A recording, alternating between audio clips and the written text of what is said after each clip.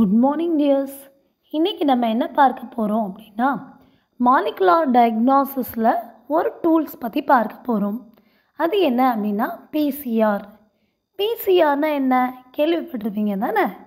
நம்ம பாட்னியில் கூட பார்த்துருக்குறோம். அதாவது பாலிமரேஸ் செயின் ரியாக்ஷன் அப்படின்னு சொல்லக்கூடியது தான். பாலிமரேஸ் செயின் ரியாக்ஷன் அப்படின்னு சொல்லக்கூடியது ஒரு காமனாக லேபில் யூஸ் பண்ணக்கூடிய ஒன் ஆஃப் த டெக்னிக். எதுக்காக இதை யூஸ் பண்ணுறாங்க? நமக்கு தேவைப்படக்கூடிய ஒரு சின்ன ஃப்ராக்மெண்ட் ஆஃப் டிஎன்ஏவை மில்லியன்ஸ் ஆஃப் காப்பீஸை ஆம்ப்ளிஃபை பண்ணுறதுக்காக பண்ணக்கூடிய ஒரு டெக்னிக் தான். அப்போ இதோட எய்ம் என்ன அப்படின்னா இன்விட்ரோ ஆம்ப்ளிஃபிகேஷன். இன்விட்ரோ அப்படின்னு சொல்லக்கூடிய வார்த்தை நம்ம கேள்விப்பட்டிருப்போம். அதாவது லேபில் வச்சு ஒரு குறிப்பிட்ட அதாவது கிளாஸ் வேர்ஸில் வச்சு பண்ணக்கூடிய டெக்னிக்கோட பேர் இன்விட்ரோ. ஆம்ப்ளிஃபிகேஷன்னா அப்படி நிறையா மல்டிப்ளை பண்ண வைக்கிறது தான் ஆம்ப்ளிஃபிகேஷன். அப்போது நமக்கு தேவைப்படக்கூடிய ஜீன்னா என்ன? இப்போ நம்ம ஆர்டிஎன்ஏ டெக்னாலஜி அப்படின்னு சொல்லக்கூடிய டெக்னிக்கில் பார்த்துருப்போம். இப்போ நம்ம ஒரு இன்சுலின் ஜீனை வச்சோ இல்லைன்னா ஏதாவது நமக்கு தேவைப்படக்கூடிய ஜீன், அதாவது ஒரு பிளான்ட்டில் ரெசிஸ்டண்ட்டாக உருவாக்கணும் அப்படின்னா அந்த ரெசிஸ்டண்ட்டை உருவாக்கக்கூடிய ஜீனையோ நமக்கு தேவைப்படக்கூடிய ஜீன், அதாவது ஜீன் ஆஃப் இன்ட்ரெஸ்ட் அப்படின்னு சொல்லி பார்த்துருப்போம். அப்போ நமக்கு தேவைப்படக்கூடிய ஜீனை மில்லியன்ஸ் ஆஃப் காப்பீஸாக பெருக வைக்கிறது தான் இந்த டெக்னிக்கோட கான்செப்ட். இதை யார் முதல்ல கண்டுபிடிச்சா அப்படின்னா கேரி முல்லி அப்படின்னு சொல்லக்கூடிய சயின்டிஸ்ட் தான். எப்போ கண்டுபிடிச்சாங்கன்னா 1983 கண்டுபிடிச்சாங்க. அவங்களோட கண்டுபிடிப்புக்காக 1993 இவங்களுக்கு நோபல் ப்ரைஸ் அவார்ட் ஆச்சு. நம்மளோட புக்கில் நோபல் லாரேட் அப்படின்னு கொடுத்துருக்குறாங்க. அப்படின்னா என்ன அர்த்தம்னா பரிசு பெற்றவங்க அப்படின்னு அர்த்தம். அப்போ இவங்களுக்கு ஃபீல்ட் ஆஃப் பயாலஜிக்காக கிடச்சிருக்கா அப்படின்னா அதுதான் இல்லை, அவங்களுக்கு கெமிஸ்ட்ரி ஃபீல்டுக்காக இந்த அவார்டை கொடுத்துருக்குறாங்க. இப்போ நம்ம பார்க்கக்கூடிய இந்த பிசிஆர் அப்படின்னு சொல்லக்கூடிய ஒரு டெக்னிக்கில் பண்ணுறதுக்கு நமக்கு என்னெல்லாம் தேவை அப்படின்னு பார்க்க போகிறோம். என்ன தேவைன்னா டிஎன்ஏ டெம்ப்ளேட் அப்படின்னா ஒரு மாதிரி டிஎன்ஏ. நம்ம எந்த ஜீன் ஆஃப் இன்ட்ரெஸ்ட் அப்படின்னு சொன்னோம் இல்லையா, இதை தான் இங்கே நம்ம ஒரு டெம்ப்ளேட், அதாவது ஒரிஜினல் சீக்வன்ஸை எடுக்க போகிறோம். அது கூட இந்த டிஎன்ஏவை மல்டிப்ளை பண்ண வைக்கிறதுக்காக நமக்கு என்ன தேவை அப்படின்னா 2 ப்ரைமர் தேவை. ஸோ ப்ரைமர் அப்படின்னு சொல்லக்கூடியது வேறு ஒன்றும் இல்லை, ஒலிகோ நியூக்ளியோடைடு. அதாவது ஒலிகோ நியூக்ளியோடைடு அப்படின்னா மனிதனால் உருவாக்கப்பட்ட நியூக்ளியோடைட் சீக்வன்ஸை தான் ஒலிகோ நியூக்ளியோடைட் சீக்வன்ஸ் அப்படின்னு சொல்லுவாங்க. அதாவது நோன் நியூக்ளியோடைட்ஸ் ஒரு சயின்டிஸ்ட்டோ இல்லைன்னா இந்த எக்ஸ்பெரிமெண்ட்டை பண்ணுறவங்களோ அவங்களோட தேவைக்காக உருவாக்கக்கூடிய ஷார்ட் செக்மெண்ட்ஸ் ஆஃப் இந்த நியூக்ளியோடைட்ஸை தான் நம்ம ப்ரைமர் அப்படின்னு சொல்கிறோம். இந்த ப்ரைமரை ஆக்டிவேட் பண்ணுறதுக்காக ஒரு என்சைம், அந்த என்சைமோட பேர் ப்ரைமேஸ். இதெல்லாம் போக இந்த பாலிமரைசேஷன் அப்படின்னு சொல்லக்கூடிய நிகழ்ச்சியை செய்கிறதுக்காக இங்கே யார் தேவைப்படுறா அப்படின்னா பாலிமரேஸ் அப்படின்னு சொல்லக்கூடிய என்சைம். அதில் பர்டிகுலராக இங்கே பாலிமரேஸ் அப்படின்னு சொல்லக்கூடிய என்சைம் நம்ம இதிலெல்லாம் பார்த்துருப்போம், டிஎன்ஏ மல்டிப்ளிகேஷன்லலாம் ரெப்ளிகேஷன்லலாம் பார்த்துருப்போம். அந்த பாலிமரேஸை விட இங்கே கொஞ்சம் வித்தியாசமான பாலிமரேஸ் ஆக்ட் ஆக போகுது. என்ன பாலிமரேஸ் ஆக்ட் ஆக போகுதுன்னா அதோட பேர் டாக் பாலிமரேஸ். ஞாபகம் இருக்கா? எங்கேயாவது கேள்விப்பட்டது? Very good. நம்ம 11th எக்ஸ்ட்ரீமோஃபில்ஸ் அப்படின்னு சொல்லி ஒன்று பார்த்துருப்போம். அதாவது எக்ஸ்ட்ரீமோஃபில்ஸ் அப்படின்னா என்ன அர்த்தம்னா ரொம்ப அட்வர்ஸ் கண்டிஷனில் சர்வைவ் ஆகக்கூடிய ஆர்கானிசத்தை தான் நம்ம எக்ஸ்ட்ரீமோஃபில்ஸ் அப்படின்னு சொல்லியிருப்போம். அப்படி இருக்கக்கூடிய, அதாவது தெர்மல் ஹாட் ஸ்ப்ரிங்ஸ் இந்த மாதிரி வால்கனோ இந்த மாதிரி ரீஜியனில் கூட மைக்ரோ ஆர்கானிசம்ஸால் சர்வைவ் பண்ண முடியும். அப்படி அந்த இடத்துல சர்வைவ் ஆகக்கூடிய one of the microorganism அதோட பேர் தெர்மஸ் அக்வாட்டிகஸ். அதிலிருந்து பிரித்து எடுக்கப்பட்ட ஒரு என்சைம் தான் டாக் பாலிமரேஸ் அப்படின்னு சொல்லக்கூடிய என்சைம். ஓகே, இதை ஏன் இங்கே பயன்படுத்துகிறோம் அப்படிங்கிறத நம்ம அடுத்து போகக்கூடிய ஈவெண்ட்டில் நீங்களே தெரிஞ்சுப்பீங்க. ஓகே, நம்ம எதெல்லாம் தேவை அப்படின்னு சொல்லியாச்சு. இப்போ இந்த டெக்னிக்கில் மொத்தம் எத்தனை ஸ்டெப்ஸ் இருக்குன்னா மொத்தம் 3 ஸ்டெப்ஸ் இருக்குது. ஃபஸ்ட்டு ஸ்டெப்போட பேர் டீநேச்சுரேஷன். ஓகேயா, டீநேச்சுரேஷன். நேச்சர் அப்படின்னா இயல்பு, டீநேச்சுரேஷன் அப்படின்னா இயல்பு நீக்கம், இயல்பு இழத்தல். இந்த மாதிரி எந்த வார்த்தை வேணாலும் நம்ம தமிழில் யோசிச்சுக்கிடலாம். சரிங்களா? அடுத்த ஸ்டெப் அனீலிங். அனீலிங்கோட இன்னொரு பேர் ஜாயினிங் அப்படின்னு சொல்லி சொல்கிறாங்க. ஜாயின் பண்ணுறது அப்படின்னு சொல்லி சொல்கிறாங்க. மூணாவது ஸ்டெப் எக்ஸ்டென்ஷன். எக்ஸ்டென்ஷன் அப்படின்னா என்ன அர்த்தம்னா அப்படியே நீட்டிச்சுக்கிட்டே போகிறது, விரிவடைச்சிக்கிட்டே, எக்ஸ்பேன்ஷன்லாம் சொல்லுவோம்ல, அப்படி விரிவாக்கிக்கிட்டே போகிறது. இந்த 3 ஸ்டெப்ஸும் சேர்ந்து தான் ஒரு நிறைய வகையான டிஎன்ஏயை உருவாக்க போகுது. அது எப்படிங்கிறது தான் இப்போ நம்ம பார்க்க போகிறோம். இதை நம்ம ஏன் பண்ணுறோன்னு முதல்ல சொல்லிட்டேன். அதாவது நமக்கு ஏதாவது தேவைப்படக்கூடிய ஜீனை பல்கி பெருக வைக்கிறதுக்காக.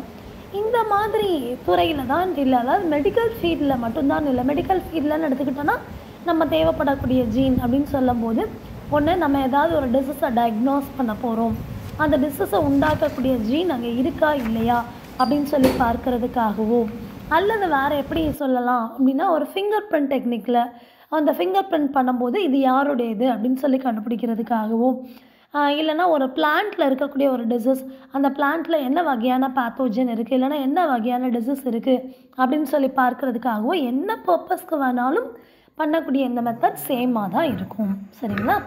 அப்போது இதில் இந்த மாதிரி ஸ்டெப்ஸை என்ன பண்ணுறாங்க, டீநேச்சுரேஷன்னா என்ன, அந்த ஒவ்வொரு ஸ்டெப்பையும் பற்றி எக்ஸ்ப்ளனேஷன் தான் இப்போ நம்ம பார்க்க போகிறோம்.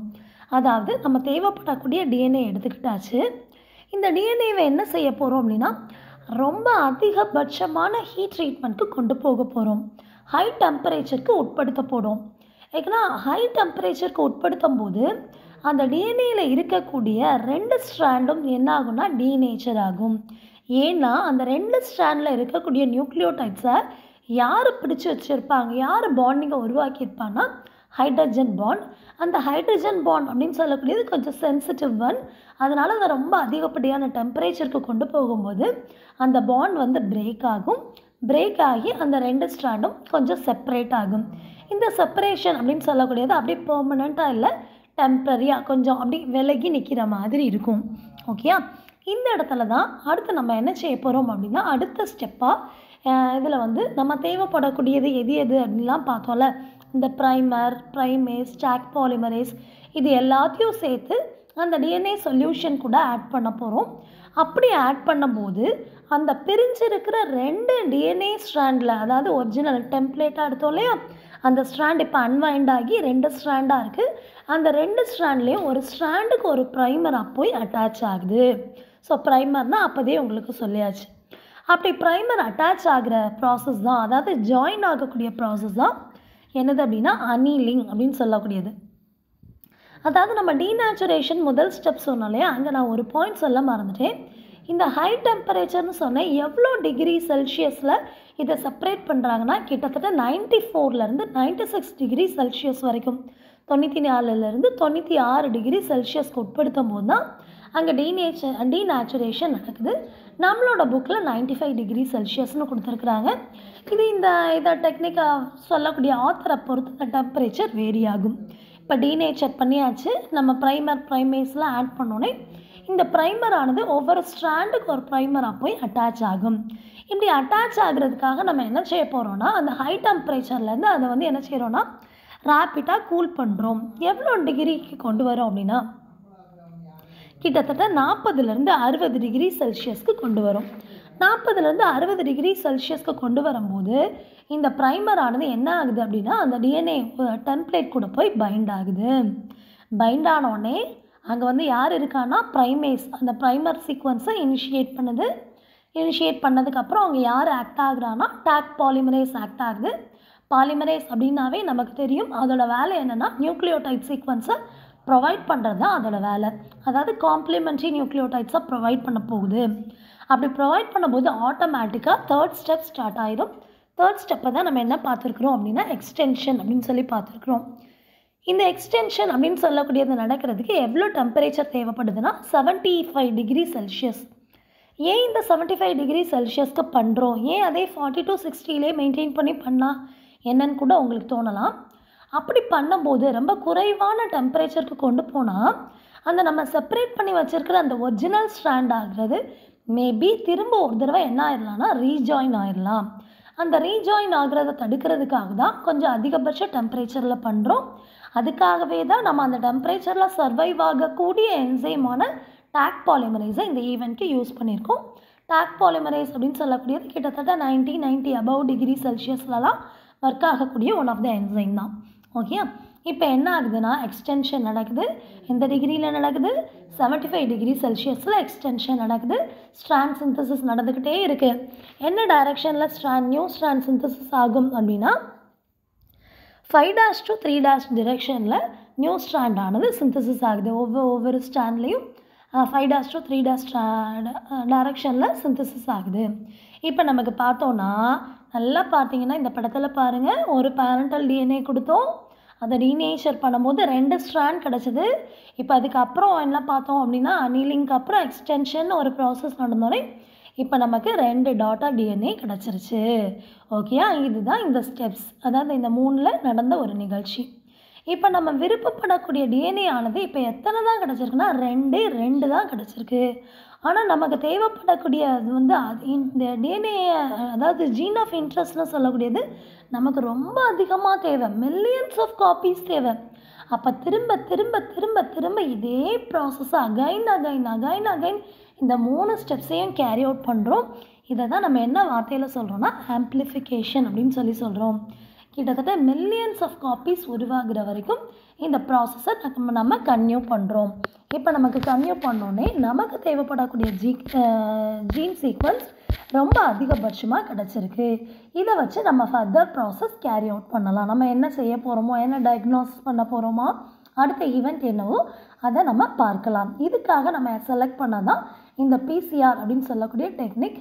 எல்லாருக்கும் புரிஞ்சிருக்கும்னு நினைக்கிறேன். என்ன டவுட் இருந்தாலும் என்கிட்ட கேளுங்க, நான் உங்களுக்கு கண்டிப்பாக அதை சால்வ் பண்ணுறேன். Thank you tears, thank you very much.